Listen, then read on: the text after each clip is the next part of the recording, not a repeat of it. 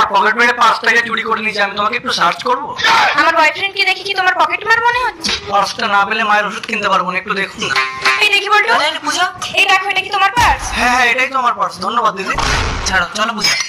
আমি একটা পকেট মারের সাথে প্রেম করছি? পূজা শোনো, আই হেট ইউ। যেদিন তুমি চুরি করা ছেড়ে ভালো কাজ করবে সেদিন আমি তোমার কাছে ফিরে আসবো। ভালো কাজ, আইডিয়া। এবারে নির্বাচনে ভোট টাকাকে বিল করে দেই করুন।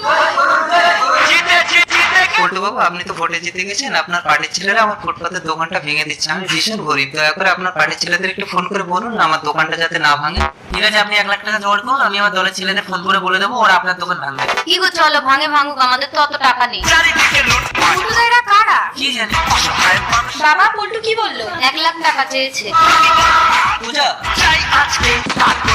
আরে পূজা, আমি জানতাম তুমি আসবে, কারণ আমি আর জনপ্রতিনিধি। আমি তোমার সাথে কোনো সম্পর্ক রাখতে চাই না। কেন? আমি তো এখন মানিব্যাগ চুরি করি না।